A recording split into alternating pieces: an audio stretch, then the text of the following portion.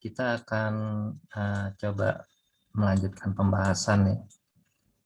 Jadi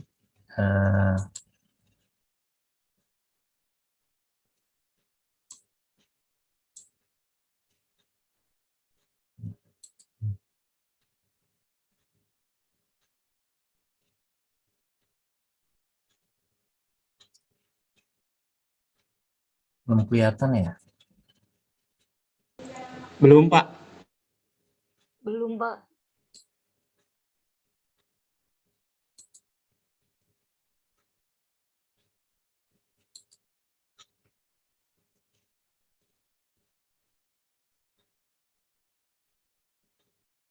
Ya, kita akan coba membahas ya terkait dengan bagaimana menciptakan organisasi yang efektif ya, di dalam kaitannya membuat suatu formula upaya-upaya yang strategis. Yang pertama adalah biasanya kita akan melihat kepada pola yang umum dilakukan, di mana kita melihat kepada interaksi yang mungkin akan terjadi. Di antaranya adalah bagaimana penugasan itu bisa efektif, penggunaan teknologi, dan jumlahnya atau kualitas daripada sumber daya manusianya. Itu menunjukkan bahwasanya semakin bagus interaksinya akan mendorong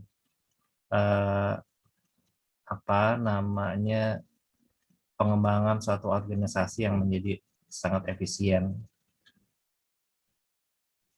Dan pola-pola pertumbuhan yang mungkin bisa terjadi dari suatu perusahaan, umumnya kita menyatakan bahwasanya oh itu perusahaan besar, jadi dia tumbuh secara besar juga ya. Jadi ini adalah hal yang biasa. Kenapa bank syariah katanya tidak bisa melampaui pangsa pasarnya bank konvensional. Oh, karena bank konvensional itu selain lebih dulu juga memiliki suatu economics of scale yang lebih besar. Dan kalau bank syariah itu diibaratkan ikan, itu ikan cere ya, tumbuhnya kecil-kecil. Tapi kalau bank konvensional ya ibarat kata ikan paus, dalam waktu 2-3 hari tumbuhnya udah luar biasa panjangnya, seperti itu. Nah, ini juga seperti itu. Kalau kita lihat justru sifat-sifat itu bisa kita perhatikan semakin perusahaan itu semakin large, semakin besar begitu. Tentu ada kelebihan dan kekurangannya.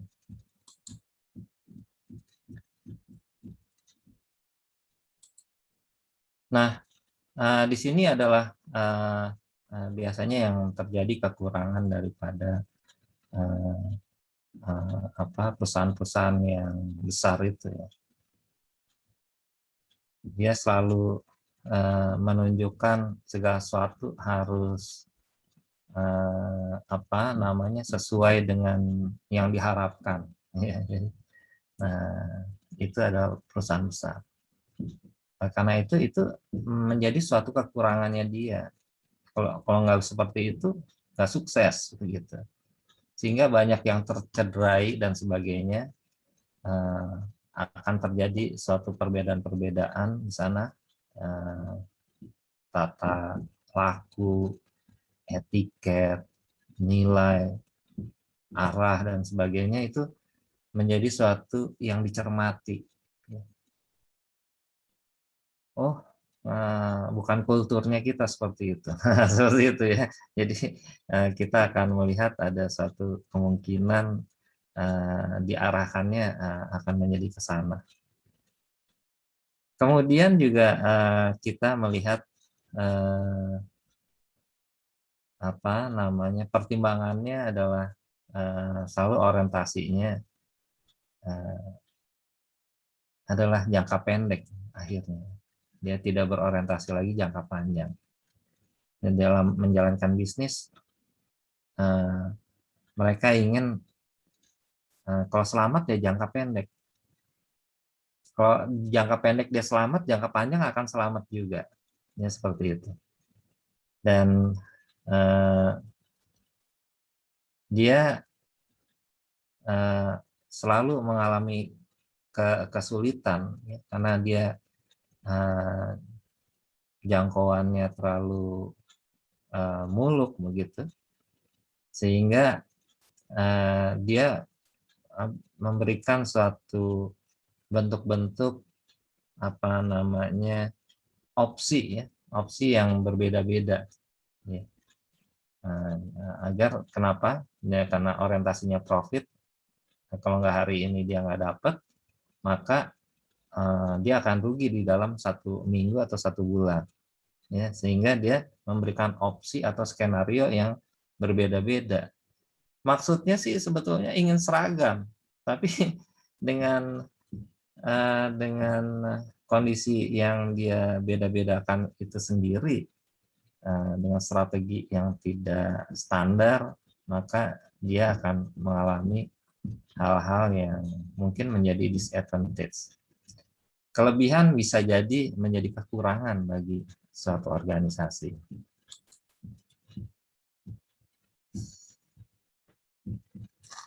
Kemudian ada struktur daripada organisasinya. Boleh jadi organisasi itu memiliki suatu struktur yang gemuk misalnya seperti itu ya.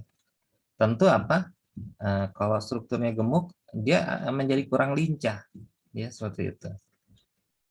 Divisi atau bagiannya banyak, itu berarti juga menunjukkan suatu bentuk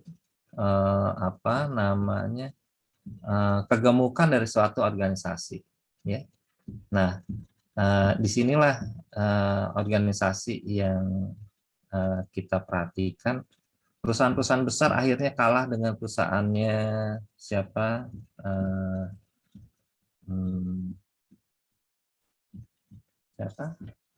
Mark Zucker ya, pemilik daripada Facebook ya. Jadi dia menjadi sangat kaya padahal jumlah pegawainya nggak banyak ya. Jadi di dalam satu ruangan ya paling banyak 15 atau 10 ya, seperti itu. Tapi asetnya bisa mengalahkan mungkin perusahaan yang kategorinya luar biasa di Indonesia, itu BCA misalnya, seperti itu. Itu nggak ada apa-apanya dibandingkan oleh pemilik daripada Facebook itu sendiri ya, pada saat berdiri.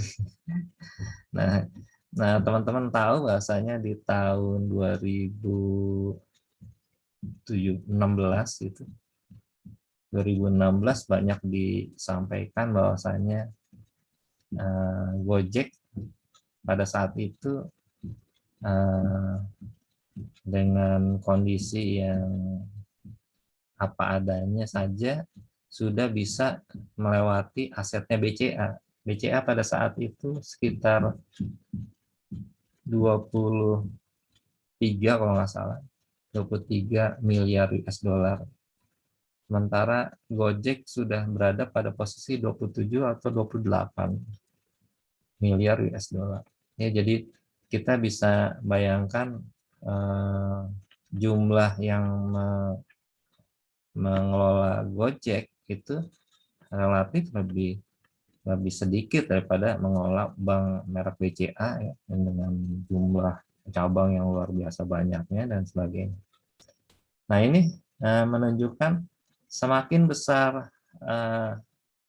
divisi-divisi yang akan terbentuk, itu semakin bagus untuk kuantitas produk, ya. Tapi menjadi suatu masalah pada saat kita akan berbicara masalah quality, ya, seperti itu. Nah, ini juga kita bisa lihat di dalam pembentukan cost juga menjadi sangat besar, karena divisi-divisi itu akan identik dengan cost center, ya, dengan model yang banyak saat ini dilakukan oleh pengusaha muda seperti financial technology dan sebagainya. Dia bisa mereduce cost.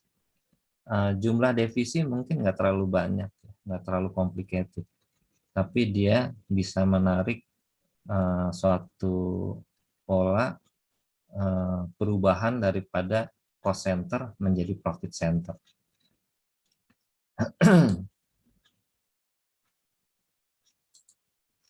Nah, teman-teman bisa lihat di sini bahwasanya semuanya akan melihat kepada di dalam portofolionya, ya. Jadi mereka itu akan masuk di dalam suatu bisnis di dalam jangka panjang. Kalau di dalam jangka pendek saja dia sudah bisa gain the profit, maka kita bisa bayangkan untuk in the long term dia akan memiliki profit-profit yang luar biasa besarnya. Jadi kalau kita perhatikan di tahun 2015, berapa tadi? Sekitar 28 miliar US dollar. Ya, jadi, 2 minggu yang lalu saya lihat asetnya siapa namanya Gojek ini sudah melampaui di atas 100 miliar US dollar. Teman-teman bisa bayangkan tumbuh 4 kali lipat dalam waktu 2016 ke 2000, dalam waktu 5 tahun. Ya. Berarti setiap tahunnya memiliki pertumbuhan 100%, ya. Dari 28 menjadi 56 jadi kita bisa melihat pertumbuhannya luar biasa dari bisnis yang dia bisa mereduce atau merampingkan divisi-divisi yang mungkin ada di sana.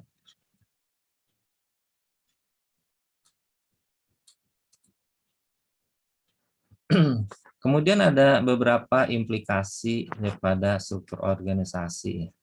Kalau dia itu sudah mendunia begitu, ya, buat kata modelnya Bill Gates, ya, kemudian modelnya bos daripada Facebook, ya, seperti itu, yang umumnya kemana-mana, tidak terlalu rumit pakaiannya, kemudian apa yang dikonsumsinya, kemudian dia pergi naik apa, yang nggak terlalu rumit gitu. Seperti kita kenal juga kalau di Indonesia pemimpin Gojek itu kemana-mana nggak terlalu rumit juga, naik apa itu, naik sepeda motor misalnya, seperti itu, ya. Nah, itu yang akan dilihat bahwasanya di dalam operasinya dia berusaha untuk mendorong agar perusahaan semakin efisien. Kalau bisa terjadi keanekaragaman daripada produk. Makanya bukan hanya transport saja, ya, tapi juga produk, ada kok Jack-nya nganter-nganter, GoFood dia berusaha untuk mengcapture bisnis makanan, kemudian juga Go apa lagi tuh, GoSend ya, untuk kiriman-kiriman dan sebagainya. Ya banyak lagi ya, Go Massage ya, untuk pijit ya. Nah, jadi macam-macam ya, ada Go Clean ya kalau nggak salah. Nah itu untuk membersihkan rumah dan sebagainya. Akhirnya apa? Akan muncul produk-produk yang memang bisa dilakukan. Kalau di wilayah domestik dia bisa, tentu di internasional juga dengan mudah dia akan sediakan untuk itu. Nah, kita melihat di sini ya, untuk level strategi bisnis level yang paling rendah, ya, dia bisa memiliki ketergantungan yang sangat rendah. Ya. Dengan pertimbangan seperti ini, kalaupun dia sekarang ini memiliki bisnis yang besar, tapi dia melakukan strateginya adalah cost leadership. Dia sebagai pemimpin harga di situ. Dengan bundling dengan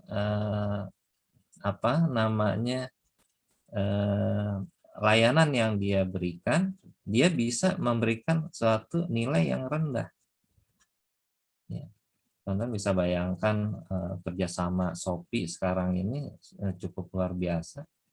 Karena apa? Dia bisa interdependennya sangat rendah di sini. Ya, jadi dia bisa melakukan itu. Nah, untuk corporate, untuk perusahaan-perusahaan yang kategorinya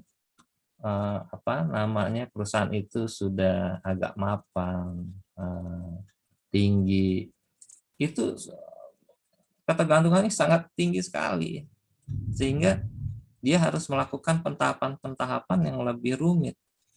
Biasa rumit, disuruhnya yang sederhana, akan rumit dia. Tapi dengan bisnis yang sekarang ini, teman-teman bisa lihat, Hero, Giant ya, udah mulai mau tutup ya, seperti itu. Nah, boleh jadi perusahaan-perusahaan kecil yang sekarang ini tumbuh, UMKM dan sebagainya, dengan pola kombinasi teknologi yang sekarang banyak dilakukan oleh pengusaha-pengusaha muda, itu boleh jadi kalah ya. Nah, jadi oleh karenanya sekarang ini zamannya yang besar gulung tikar, yang kecil pada lilir gitu ya, pada mulai hidup. Nah, ini teman-teman bisa bayangkan seperti itu ya.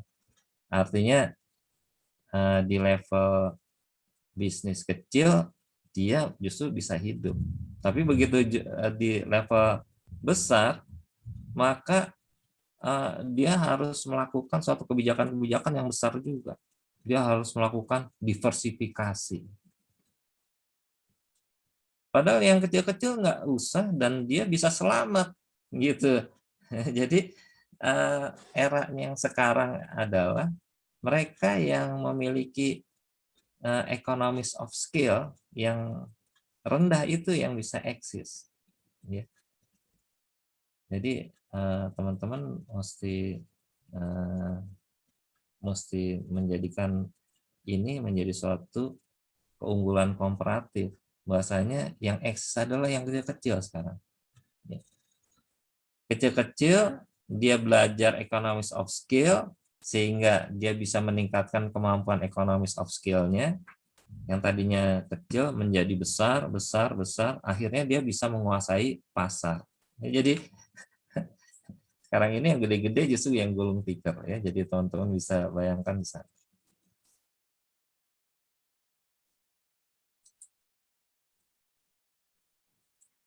Nah, banyak sekali yang memiliki, kalau di politik ada organisasi tanpa bentuk. Nah, kalau di sini boundaryless untuk organisasi itu biasanya dilakukan agar apa?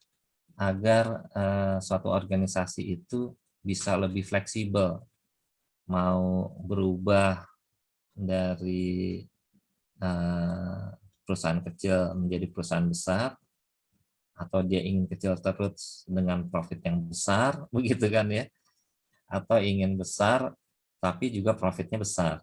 Nah, jadi seperti itu. Jadi dia memiliki kemampuan untuk boundaryless, untuk menghilangkan batas-batas organisasinya. Ya. Bisa levelnya ke atas ke bawah, dia berusaha untuk bisa menyesuaikan. Biasanya untuk pimpinan semakin mengerucut ke atas kan, seperti itu. Tapi di sini dia bisa berimprovisasi bahwasanya jumlah pimpinannya bisa disesuaikan dengan kebutuhan yang mereka inginkan. Ya, jadi seperti itu. Kemudian secara horizontal biasanya levelnya adalah koordinasi. Ya, koordinasi. Kalau vertikal itu kepada atas dan bawah. Semakin ke bawah semakin banyak. Kalau levelnya horizontal, maka yang diharapkan memperbanyak koordinasi. Karena bekerja dengan kemitraan, gitu. Lakukan kerjasama. Kalau atas bawah biasanya penguatan tugas-tugas internal. Jadi itu yang dilakukan dari atas kepada bawahan. Kemudian kalau yang horizontal itu adalah koordinasi, kemitraan, kerjasama, dan sebagainya. Nah, itulah yang dilakukan sekarang ini, memperluas wilayahnya, kemudian cakupannya, kemudian skop tugasnya, dan sebagainya. Nah, semakin dia membuat wilayahnya itu lebih leluasa, jadi apa namanya, batas-batas organisasinya lebih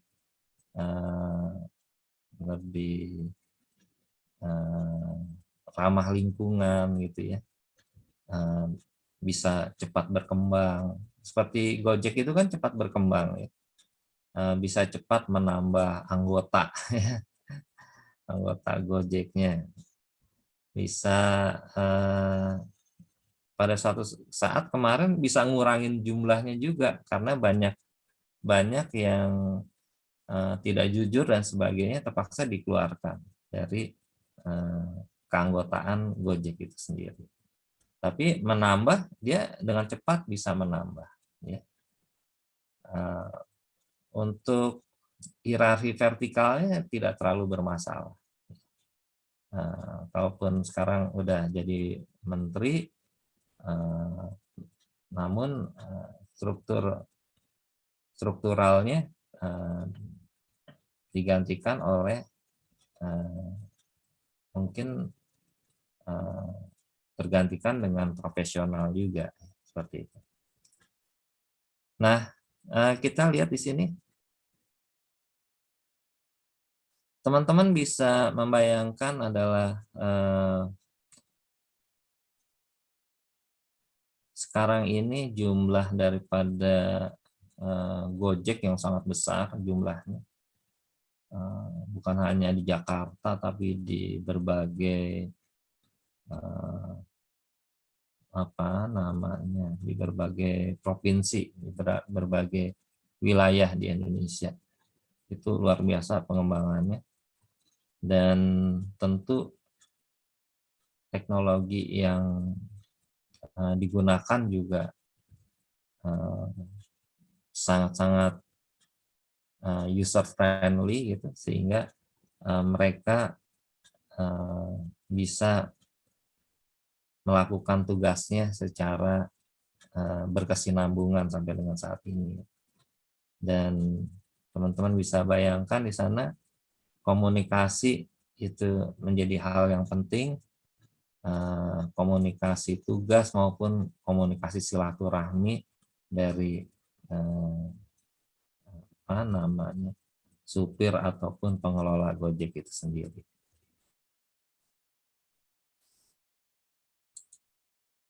Nah, di sini ada sehebat-hebatnya Gojek tetap harus melakukan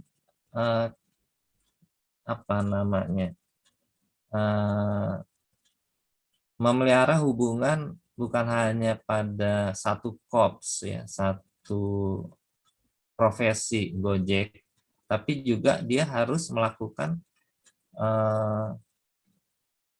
memelihara hubungan dengan konsumernya, ya, pelanggannya, gitu ya.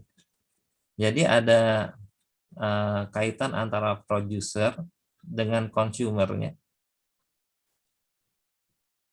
di dalam hal menciptakan bebas hambatan. Jadi kita bisa melihat dari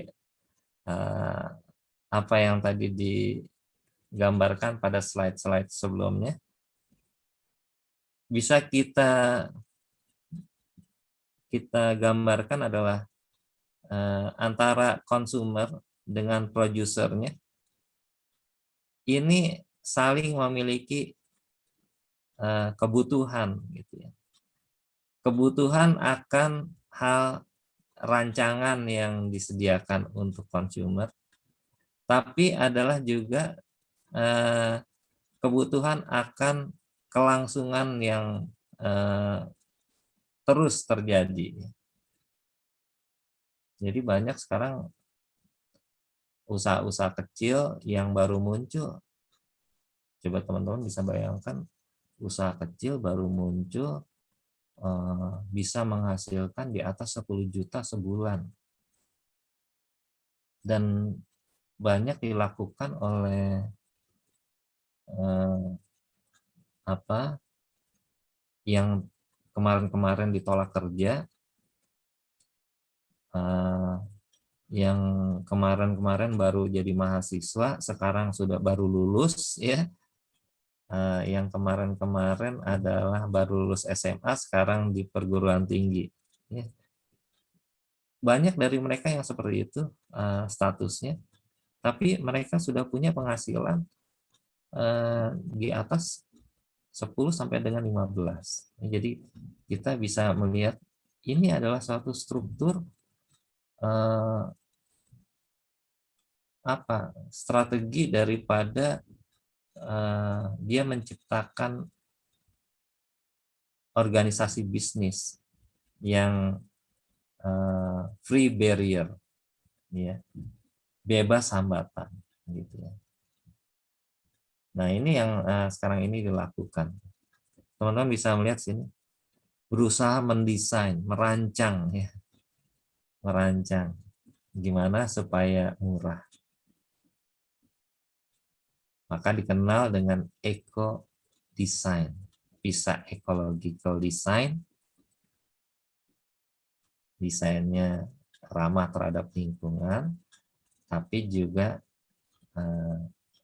economical design yang murah meriah, ya kan? Banyak sekarang beli bumbu dapur nggak harus merek tertentu. Sekarang hampir semua orang dagang, ya, nggak usah jauh-jauh, mungkin di lingkungan rumah kakak kita, adik kita kadang-kadang jualan, ya. kemudian tetangga kita jualan dan sebagainya. Semua mulai dari yang mereka bisa lakukan, yang kecil-kecil, ya, yang nggak rumit. Ternyata pasarnya banyak. Ada yang masang di Instagram, ada yang masang di medsos yang lain dan sebagainya. Jadi ini kesempatan juga bagi teman-teman menunjukkan bahwasanya sekarang ini banyak perusahaan besar yang tidak bisa mengcover yang harusnya mereka bisa cover. Justru yang kecil-kecil ini sekarang mendapatkan peluang karena mereka pada runtuh, pada gulung tikar dan sebagainya. Jadi kesempatan bagus, teman-teman harus lakukan sesuatu. Boleh jadi di masa COVID ini banyak peluang untuk tidak mencari kerja, tapi banyak peluang untuk menciptakan lapangan kerja. Ini ada circular design juga. Nah, jadi bisa merancang yang bisa kita gunakan kembali rancangannya dan sebagainya. Jadi produknya bisa terjadi di bulan ini berbeda dengan bulan depan, ya. Berbeda lagi dengan bulan depan, tapi akan sama pada bulan yang sama di tahun depan. Seperti itu, ya. Jadi akan berputar produknya. Teman-teman bisa memiliki banyak produk juga akhirnya, ya. Nah, produk-produknya itu bisa lebih lestari, lebih banyak kita tidak memproduk massal, tapi produk-produk yang kita hasilkan langsung diserap sama pasar. Ya, jadi produk itu tidak mubazir begitu, tidak lama-lama ada di kulkas kita. Ya. Kalau itu produk bumbu, produk-produk material hewan, ya, seperti itu tidak lama-lama di dalam kulkas kita dan sebagainya, karena langsung terserap di pasar. Ternyata economies of scale yang kecil itu bisa menyelamatkan usaha secara keseluruhan. Jadi ini yang bisa terjadi saat ini. Jadi kulkas ya normal-normal aja, nggak terlalu banyak, kemudian hasilnya sama dengan orang kantoran, bisa 15 sampai dengan 17 juta misalnya satu bulan. Nah, jadi sangat bervariasi sekali. Kemudian kita bisa melihat di sini juga beberapa kondisi, ya, yang di dalam memelihara barrier free biasanya kalau kita perhatikan, maaf, ini kita besarkan sebentar.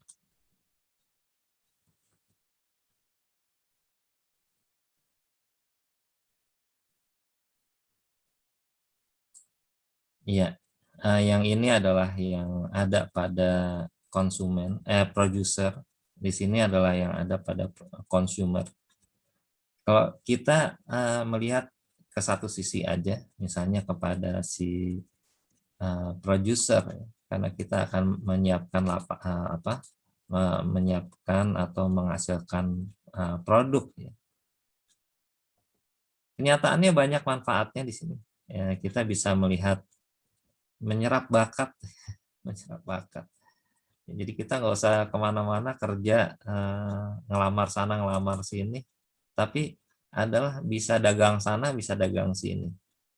Bisa memperluas talenta kita. Memperluas talenta daripada karyawan kita. Kemudian sebagai produser bisa meningkatkan kerjasama. Makanya adiknya jualan kopi, kakaknya jualan baju, ya, kemudian saudaranya yang lain jualan daging, ya, seperti itu. Bisa berbagai produk dihasilkan di dalam satu rumah. Jadi kita suatu saat bisa melakukan bundling produk sekaligus, ya, produk baju berhadiah bumbu dapur misalnya, seperti itu, ya. Ya, intinya bisa melakukan bundling seperti itu. Untuk apa? Untuk menciptakan pasar-pasar atau peluang-peluang baru ya di pasar. Kemudian juga di sini kita bisa melihat bisa dibanding itu dengan, maksudnya adalah fokus untuk satu tujuan. Kita bisa fokus satu tujuan, dia dapat bumbu, dapat kemasan yang bisa dimasak, juga baju, tapi juga di dalam pengiriman yang juga tersedia secara jadi banyak yang kerjasama, dia jualan baju, dia kerjasama dengan Shopee, ya, Shopee untuk sarana pembayaran dan sebagainya, termasuk pengiriman. Ya, jadi ini yang dilakukan banyak. Kemudian di sini juga menjadikan semua menjadi satu mitra kerja. Jadi nggak ada yang digaji, tapi semuanya kerja, semuanya bisa sinergi, ya. Tidak pernah ketemu ngobrol, tapi mereka bisa sinergi, kan lucu, ya. Nggak banyak komando, tapi semua tahu apa yang harus dikerjakan juga. Ini kan lucu juga di zaman sekarang, ya. Jadi seperti teman-teman mau ke dokter, kalau dulu dokter mesti ketemu, sekarang dengan Halodoc teman-teman bisa dapatkan layanan dokter, ya. Layanan dokter, mau beli obat, obatnya bisa didapat dari apotik langsung tanpa pergi ke apotik, ya. Dianterin juga lagi, ya. Kemudian bisa komplain juga lagi kalau semuanya obatnya salah, dokternya salah prediksi dan sebagainya. Ya, ini zaman yang sekarang emang zaman yang lain dari yang lain, makanya terjadi disruption, ya. Disruption, terjadi semacam justru yang kuat-kuat pada anjlok ke bawah, tapi yang lemah-lemah ini sedang meningkat ke atas, ya. Karena yang lemah-lemah itu dia lemah di modal, lemah di hal-hal tertentu, tapi dia menggunakan kekuatan teknologi, dengan kekuatan teknologi. Nah, ini yang sekarang ini terjadi. Kalau tadi pendekatan awal, ini pendekatan keduanya adalah dengan modular type of organization. Jadi organisasinya mengarah kepada mengalihdayakan yang non vital sebelumnya menjadi sangat bermanfaat saat ini, yaitu menggunakan teknologi, menggunakan kendali teknologi.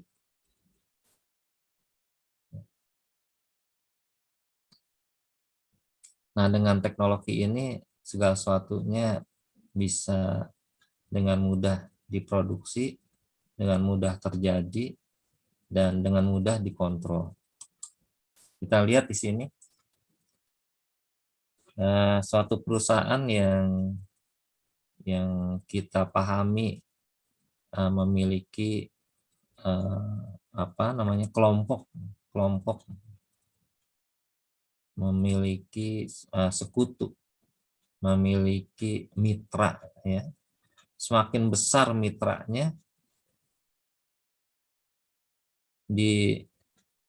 diikuti dengan semakin tinggi tingkat perbedaannya, ya, maka dia memiliki kemampuan persaingan yang sangat sempurna. Teman-teman bisa perhatikan, adik kita jualan bumbu dapur, kakaknya jualan jualan baju, kemudian saudaranya yang lain menjual produk manufacture, misalnya seperti itu. Aliansinya semakin tinggi, ya. Tapi juga keragaman produk, teman-teman bisa bayangkan produknya berbagai macam, ya. Nah, ini bisa mendorong kemampuan berkompetisi, ya. Karena dia tidak menghasilkan, saya cuma menghasilkan baju, saya tidak menghasilkan itu semua. Tapi dengan kolaborasi, jumlah perbedaannya meningkat, tapi juga jumlah kelompoknya itu anggotanya makin banyak, gitu. Artinya apa? Terjadi kompetisi yang sangat tinggi. Dia mampu untuk melakukan ini. Nah, di grafik yang kedua itu bisa menunjukkan bahwasanya sekarang ini kalau kita sendirian, maka kita memiliki cuma satu standar aja. Satu standar. Oh, saya bisanya menguasai standar bumbu dapur, misalnya seperti itu. Tapi begitu kita melakukan aliansi, jumlah yang produk yang kita miliki menjadi banyak, ya. Tapi juga kita akan memiliki banyak standar daripada produk yang kita miliki. Ada yang bumbu dapur, ada yang baju, ada yang semakin tinggi ini dan semakin tinggi perbedaannya itu, maka kita kategorinya memiliki standar yang tinggi juga. Teman-teman bisa bayangkan kalau yang semakin tidak ada produknya, dia semakin tidak ada standarnya. Ya, jadi kita bisa membayangkan itulah kenapa di zaman economic disruption saat ini teknologi juga sudah melakukan perubahan yang mendasar. Ini akan membuat suatu peluang-peluang yang bisa dikatakan harusnya kita bisa memanfaatkan itu. Jadi teman-teman jangan berkecil hati, wah saya nggak punya koneksi, ya. Ini saatnya teman-teman berinovasi, ini saatnya teman-teman menggunakan teknologi untuk berbisnis.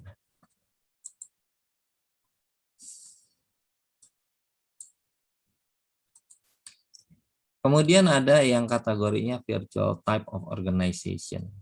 Saat ini mengarah ke sini, mengarah kepada virtual. Karena tatap langsung sudah mulai kurang. Di UI, saya dengar dari Pak Erik, di UI dosennya dikasih survei nggak mau ketemu sama mahasiswanya. Mahasiswanya dikasih survei, katanya, ini menurut Pak Erik ya, nggak mau ketemu dosen. Jadi ada suatu fenomena di sana seperti itu ya. Karena udah biasa nggak ketemu nih, ya. Dosennya dikatakan dosen luar biasa karena biasa di luar. Ya. Mahasiswanya juga sudah luar biasa juga ini, biasa di luar juga. Nah, di IBS mungkin paro-paro ya. Kalau di IBS masih ada yang dosennya seperti saya, pengennya nggak seperti dosen-dosen muda, pengennya ya ketemu sama mahasiswa gitu ya. Dengan pertimbangan kalau ketemu apa namanya, kita bisa lihat ekspresinya, ngerti apa enggak dan sebagainya. Di dalam virtual ini sekarang ini dilakukan oleh banyak apa namanya producers untuk bagaimana bisa menggait consumer melalui banyak media-media online. Makanya di media Facebook saja sekarang iklan banyak banget ya. Kita buka internet mau cari informasi, wah iklan udah numpuk di situ. Kadang-kadang nutupin layar kita. Ya. Makanya luar biasa sekali sekarang semua kondisi seolah-olah mencari apa peluang untuk bisa laku di pasaran. Ya.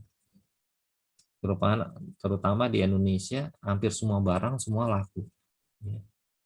Makanya Microsoft apa Google kemarin dia lebih berat kepada Indonesia ketimbang Malaysia. Jadi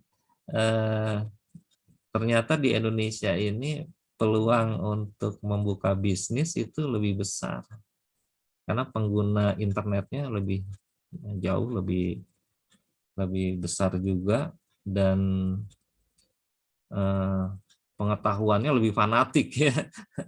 Nah ini di apa namanya, makanya Malaysia agak cemburu ya sama Google itu ya, karena terbukti bahwasanya jumlah penduduk Indonesia yang tinggi tersebut ternyata punya kemampuan pengetahuan komputer yang luar biasa. Nah ini bisa digunakan untuk bagaimana akses pasar itu bisa menurunkan biaya, akses pasar bisa meningkatkan keterampilan, akses pasar juga bisa membangun ekonomi yang lebih baik lagi. Nah ini ada gambarannya dengan adanya virtual structures yang terjadi, ada banyak perubahan karena Indonesia di sini bisa memiliki suatu peluang digital interconnectedness ya. Bisa keterhubungan secara digital. Yang terjadi apa? Terjadi perubahan konsumen karena menggunakan teknologi. Tapi yang kedua, adanya perubahan antara hubungan antara konsumen dengan konsumen. Ya, jadi masing-masing pelanggan dia mencari tahu tentang produknya dengan pelanggan yang lain. Ya. Yang ketiga adalah terjadi perubahan behavior antara consumer dan produsernya juga. Antara mahasiswa UI dengan dosen UI ternyata mengalami interaksi yang berbeda juga. Jadi kita bisa melihat perubahan ya di apa namanya dengan melihat transformasi digital.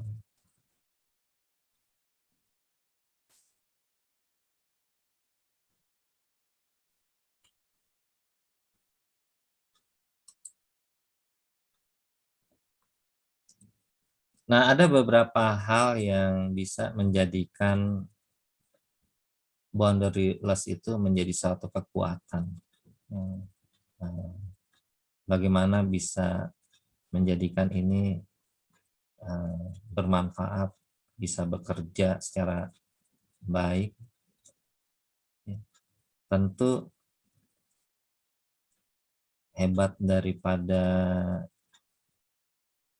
kemampuan kita di zaman COVID ini tidak lain harus diimbangi dengan nilai-nilai etika yang baik, nilai-nilai estetika. Ya. Jadi kalau teman-teman bisa menggunakan etika saja, maka sudah mengurangi peluang daripada niat-niat jelek ataupun melakukan suatu hal-hal yang tidak terpuji. Estetika juga seperti itu. Coba saja kalau ada budaya yang keliru kemudian masuk di media massa, taruhlah tidak menggunakan baju yang lebih tepat begitu sehingga terlihat sisi kanannya, sisi kirinya seperti itu, sisi-sisinya yang harusnya tidak terlihat, maka serta merta kalau sebelumnya cuma satu atau dua orang yang melihat, tapi kalau sekarang bisa jutaan orang yang melihat, ya jadi dampaknya sangat cepat sekali. Hitungannya nggak pakai jam, kalau dulu jam pertama, kalau sekarang bisa detik pertama, detik kedua, detik ketiga, udah ya, sangat besar sekali sekarang ya. Makanya ini mesti diantisipasi dengan perbaikan budaya, nilai-nilai budaya, nilai-nilai moral, etik, dan estetiknya. Karena kita menggunakan yang disebut dengan teknologi, teknologi yang menjadi peradaban saat ini.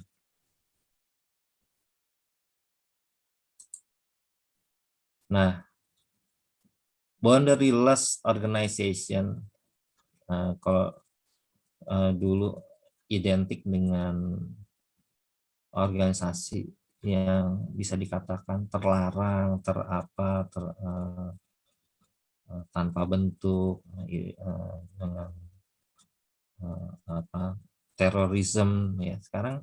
Sekarang itu semua kalau saya melihat kita nggak menyontoh dari itu, tapi kita menyontoh dari perubahan yang sekarang ini terjadi. Kita menghilangkan secara perlahan hubungan-hubungan yang vertikal yang terlalu kaku, antara bos dengan stafnya, ya, terlalu.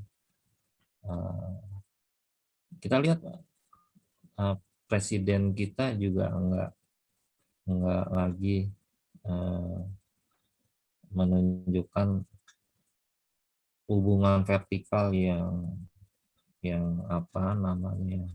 yang kaku, ataupun hubungan horizontal yang mungkin juga bisa dikatakan sekarang ini sangat akrab sekali.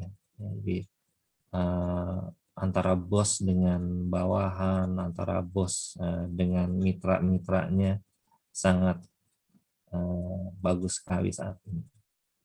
Dan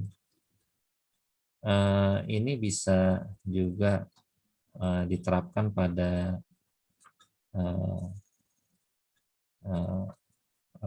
lingkungan yang berbeda. Jadi kalau itu saja dihapus, hubungan bisa menjadi lebih cair, maka dampak bisnisnya akan bisa menjadi lebih luas. Jadi kita harapkan peluang boundaryless ini bisa membuat bisnis kita lebih maju lagi.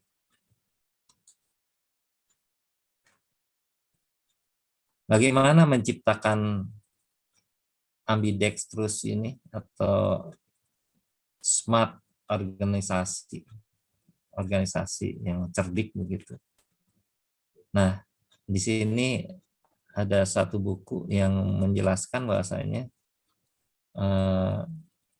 smart organization itu bisa diciptakan dengan menciptakan nilai ya, melalui research and development. Jadi kalau teman-teman mau melakukan bisnis kecil-kecilan, ya riset lah, riset. Nggak usah besar-besar risetnya, yang normal-normal aja. Rencana nggak boleh terlalu matang. Kalau rencana terlalu matang busuk, ya busuk akhirnya dibuang. Ya, jadi mangkal-mangkal itu rasanya manis-manis gitu ya. Jadi rencana nggak boleh terlalu matang, segera dieksekusi supaya kita dapat manfaat. Gitu. Mungkin untuk hari ini saya cukupkan sekian, ya. Dan kalau melihat dari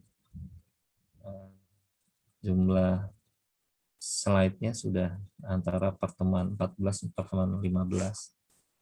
Dan kalau nggak salah teman-teman ada masih tugas ya, masih ada tugas ya. Nanti tugas dari buku manajemen strategik Islami ya, kalau nggak salah. Itu nanti bisa dilakukan dengan kelompoknya.